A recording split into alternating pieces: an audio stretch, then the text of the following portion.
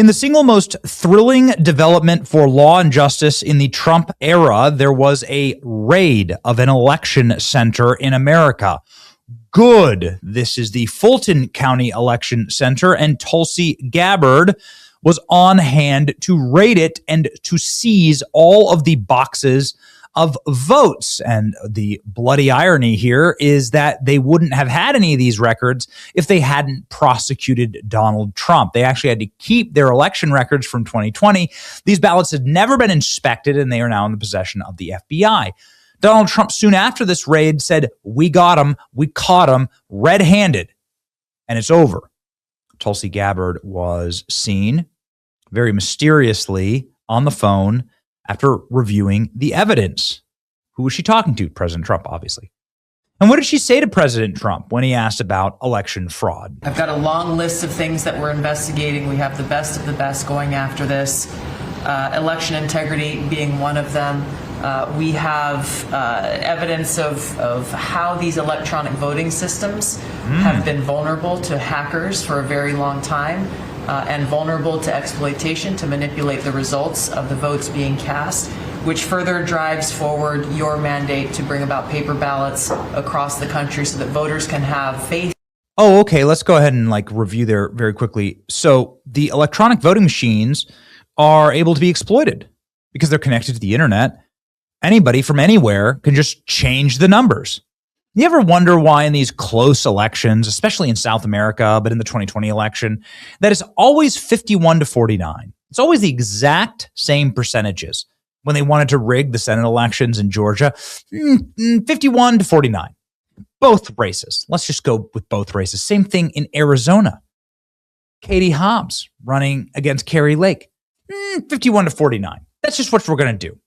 And it's the same thing with Spencer Pratt. It's always the same with these voter machines. It's like an algorithm that they just punch the numbers in that they want, and then they get them. Obviously, that mixed with unlimited mail-in ballots. This, the best headline, had me howling yesterday. Trump DOJ struggles to show widespread voter fraud. Just teeny spread voter fraud. Just little spread voter fraud. Not widespread, mini spread. Look at this. Voter fraud in every state. Voter fraud everywhere. It's so egregious. The Patterson City Council president, who's now in prison, and his refrigerator dump of a wife were just seen going mailbox to mailbox, plucking out mail-in ballots. Yeah, it's like funny. MSNBC just telling you what it is, with right? This system. I mean, we've seen this now probably for about a decade out there. It's those votes that get tabulated after Election Day. They tend to be almost always are heavily Democratic. We've seen this. Why would that be? Why would the votes that get tabulated after Election Day be heavily Democratic? Well, I have video evidence of exactly why that would be. Here we have Hamtramck, Michigan. This is the only majority Muslim town in all of America. The place is a bit of a dump heap. And the reason why is that the moment that that foreign nationals got in control of the country, got in control of the city, municipality itself, it started being run like the third world hellholes that the foreigners were from. City Councilman Abu Musa on tape stuffing ballot boxes in the middle of the night, and then multiple other times he's sitting there stuffing ballot. He's caught on camera. Look at this. All they did for local news was just set up a camera across from the ballot box. And this dude's just shoving garbage bag full of ballots into the box. So anyway, the whole system's been rigged. It has been rigged. It's been proven to be rigged. Trump's doing his best to stop it. He wants to get rid of electronic voting, and he wants to get rid of vote-by-mail fraud, where he's shutting down the Postal Service's ability to deliver mail-in ballots to states that won't give the voter rolls to the federal government in order to check. So it's a felony to mail somebody a ballot who's a foreigner who'd be voting illegally in our country. So the post office, it's a genius move. Post office is just saying, no, we're not gonna do that. We're not gonna engage in a felony. In continuance of a crime, you cannot use the U.S. Postal Service. Awesome. Something else big happened today. Whoo boy. Something we predicted about 6 months ago. You had to go back into the archives to find this one, where we said, we've been doing little phone calls with people about why the Maduro raid was so important. And they told us something that shocked us. They told us that the Maduro raise is important because Nicolas Maduro is going to sing like a canary because they nabbed his wife too, right? They nabbed him and his wife, and they're bringing her in for leverage.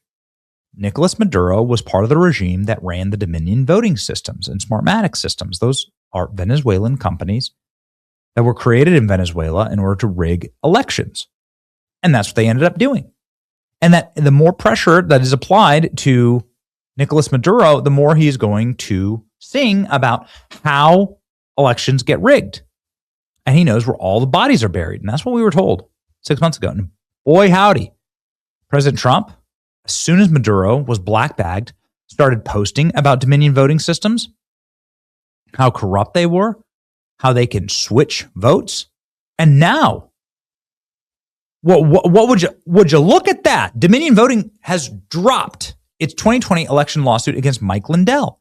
Wait a second, aren't these the career-ending, life-ending lawsuits that bankrupted Rudy Giuliani and that Fox News spent $770 million on settling, and Newsmax spent untold millions on settling as well? And now Dominion straight up dropping their lawsuits against Mike Lindell, who actually fought back.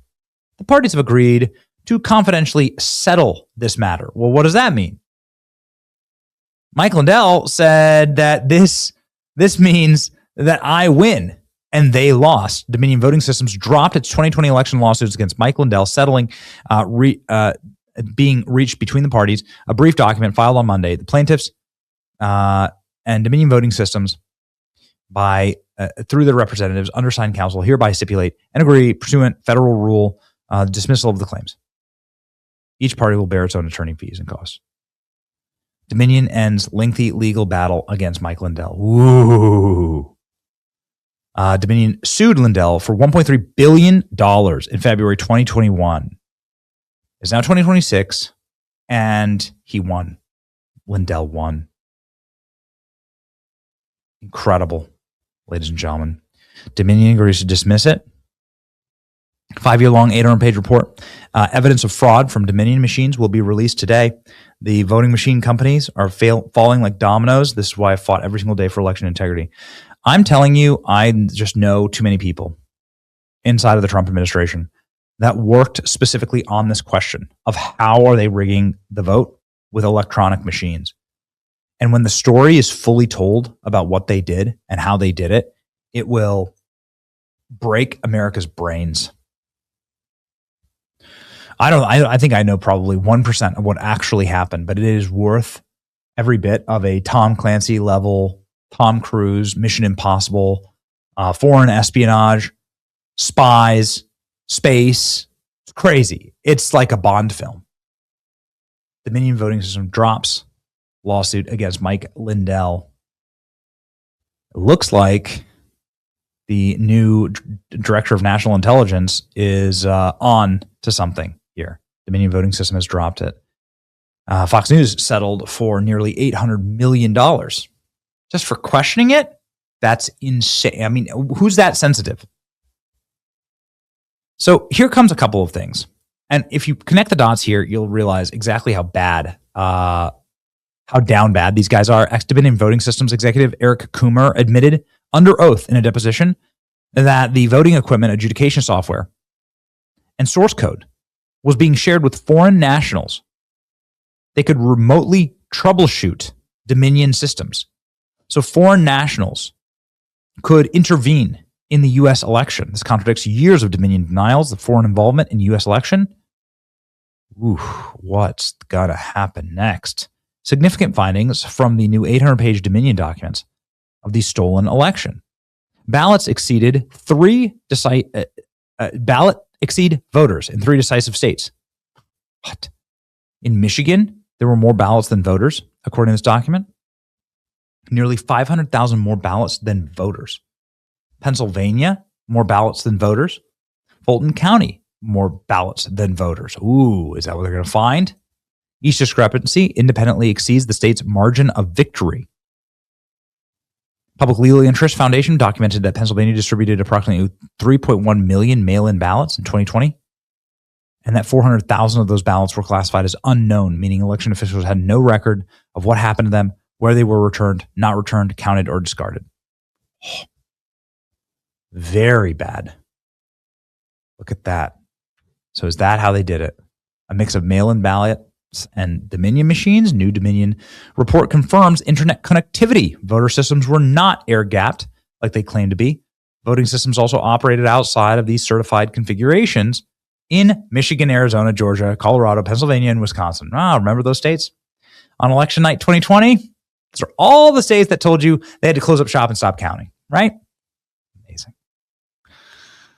Way outside of the ballot error rate. Bad news, man. The machines were built and sold with internet connectivity, and everyone will tell you that is the kiss of death here. Seems to be long classified.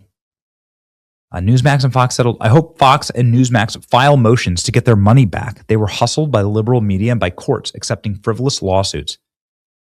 It's true. You have every right to question an election. You have every right to. It's our country, after all, not some Venezuelan software company's country. This was the level of tyranny that they brought us under Biden. Fox News should have never caved. Dominion knows that they cheated and didn't want to get into Discovery with Mike Lindell. Nobody ever went to Discovery. Isn't that interesting? Give Rudy his money back. Give Lindell his money back. The 2020 election was rigged and stolen. They tried to silence. The biggest voice is calling it out. Huge development for election integrity. Mike Flynn's one of those people that knows the full story, man. There's a lot of evidence racking up. Is it Nicolas Maduro in federal custody that's causing them to like wipe their hands of this?